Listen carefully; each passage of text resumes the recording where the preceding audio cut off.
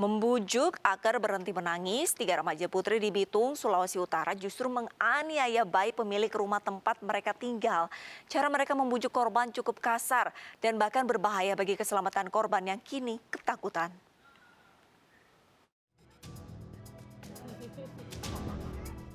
Aksi berbahaya ini dilakukan 2 gadis terhadap bayi laki-laki usia 1 tahun dengan maksud agar berhenti menangis. Namun hal ini justru membuat korban terus menangis dan ketakutan. 2 pelaku dan perekam aksi ini hanya tertawa dan tidak memperdulikan tangisan korban.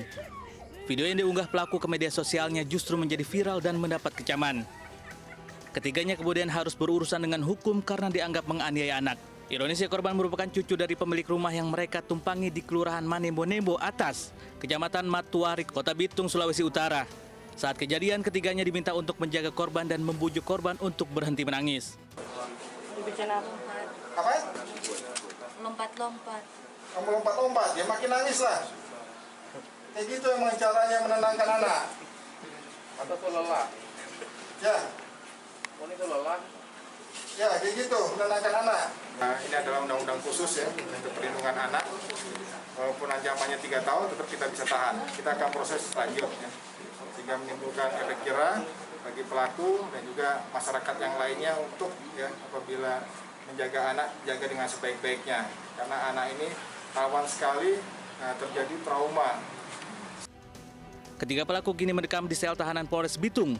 Ketiganya dijerat Undang-Undang Perlindungan Anak dengan ancaman hukuman 3 tahun penjara. Kepolisian Resor Demak membongkar motif pembunuhan seorang anak berusia 2 tahun di Desa Sidoarjo, Demak, Jawa Tengah. Para pelaku membunuh korban karena orang tua korban terlibat sindikat peredaran uang palsu dengan para pelaku.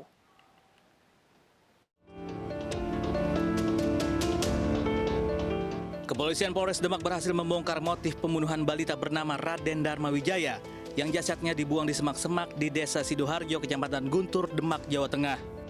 Dari hasil pengembangan kasus, ternyata ayah dan ibu korban terjerat sindikat uang palsu. Pasca penangkapan 4 pelaku, polisi juga berhasil menangkap 3 pelaku lain yang juga berperan dalam bisnis percetakan serta peredaran uang palsu di Jawa Tengah. Para pelaku berencana membunuh seluruh keluarga korban karena ayah korban sempat berusaha lapor polisi. Dari kecurigaan inilah, pelaku secara keji membunuh korban dan menganiaya ayah korban di rumah kontrakannya. Hubungannya ya saudara Farid dan Titin yang suami istri ini, mereka akan berbisnis dengan Nasirun dan Serofi. Namun karena ketakutan daripada kelompok ini, karena Farid dia melakukan komunikasi dengan polisi yang ketemu di depan kontrakan yang ada di Mangunjuan tersebut. Jadi Serofi dan kelompoknya merasa bahwa si Farid ini membocorkan usaha mereka ini, yaitu membuat uang palsu. Akhirnya dari kelompok ini merencanakan untuk membunuh satu keluarga tersebut. Namun yang berhasil dibunuh adalah anak dari keluarga tersebut yang berumur 2 tahun 9 bulan. Dari penangkapan para pelaku, polisi berhasil menyita alat-alat percetakan uang berupa seperangkat komputer dan alat printer serta beberapa kertas sebagai bahan pembuatan uang palsu. Selain kasus pembunuhan, para pelaku juga akan dijerat hukuman pidana penjara 15 tahun Undang-Undang tentang pemalsuan uang. 1 minggu sebelumnya, petugas kepolisian Polres Demak berhasil menangkap 4 pelaku pembunuh Raden Dharma Wijaya, balita berumur 2 tahun 9 bulan di Demak, Jawa Tengah. Para pelaku ditangkap di tempat berbeda. Awalnya para pelaku mengaku kepada polisi, dendam karena ayah korban sering mengguna-guna salah satu pelaku hingga sakit-sakitan. Kejadian berawal saat pelaku datang ke rumah korban menemui ayah korban. Para pelaku terlibat cekcok dengan ayah korban hingga berujung penganiayaan. Saat ayahnya dianiaya, korban bersama ibunya menyaksikan kejadian tersebut. Karena korban terus menangis, para pelaku membawa korban ke dalam mobil sambil membekap mulutnya. Di dalam mobil, korban terus menangis, kemudian para pelaku melukai leher korban dengan senjata tajam dan membuang korban ke semak-semak. Sebelumnya warga Desa Sidoarjo, Kecamatan Guntur, Kabupaten Demak, Jawa Tengah digegerkan dengan penemuan jasad Raden Dharma Wijaya di semak-semak pinggir jalan. Saat ditemukan, kondisi jasad korban terdapat luka senjata tajam di lehernya.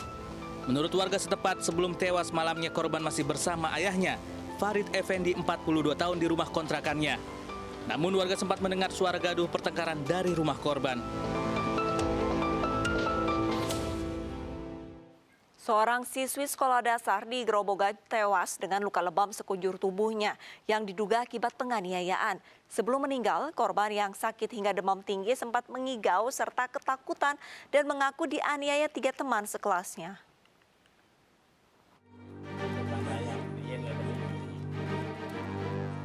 Raut sedih masih dirasakan Pujianto dan istrinya Sri Martini setelah anak sulung mereka Sherly Margareta meninggal dunia. Untuk menawarkan rindu, kini keduanya hanya bisa melihat kembali aksi TikTok Sherly yang ada di media sosial dan galeri foto di telepon genggam.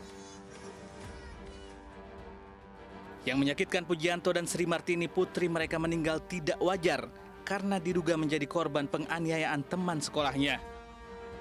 Sebelum meninggal, Sherly demam tinggi usai pulang acara ulang tahun temannya di tempat wisata. Korban yang mengigau ketakutan mengaku dianiaya 3 teman kelasnya selama 2 hari. Selain itu, dari hasil pemeriksaan luar pada jasad korban ditemukan luka lebam bekas tindak kekerasan. Pak, itu egonya di sekolah terus, Pak. Berapa orang yang ngeroyok? Ya disebut cuma orang 3 itu terus. Kita kan nggak menuduh tuh, Pak. Iya. Tapi kan ya disebut itu orang 3 itu terus. Cuma itu tok ya saya. Berarti sebelum meninggal belum sempat laporan ke polisi? Belum. Perkiraan saya kan cuma panas, nanti ada lebam-lebam itu cuma sakit keluar gitu aja. Keluarga baru melaporkan dugaan penganiayaan ini ke polisi setelah korban dimakamkan di pemakaman umum Desa Karangrejo, Grobogan. Polisi belum memberikan keterangan resmi terkait laporan keluarga korban karena masih menyelidiki dan meminta keterangan sejumlah saksi. Sementara keluarga berharap ada keadilan dan hukum tetap ditegakkan pada kasus dugaan penganiayaan anak perempuan mereka.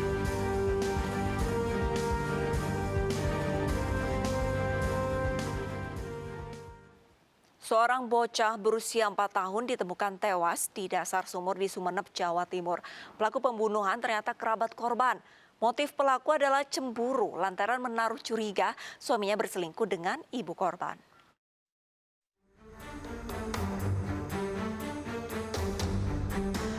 SL warga desa Tamba Agung Ares, Kecamatan Ambunten, Sumeneb Utara, Jawa Timur ditangkap di rumahnya tanpa perlawanan. Ia bahkan tidak mengelak saat polisi membongkar perilaku keji yang dilakukannya terhadap Selvi, bocah berusia 4 tahun beberapa waktu lalu. Kepada polisi, SL mengaku tega membunuh Selvi lantaran menyimpan dendam kepada ibu korban. Ia curiga suaminya memiliki hubungan asmara dengan ibu Selvi. Kapolres Sumeneb AKBP Darman mengatakan awalnya pelaku hanya mengambil perhiasan korban.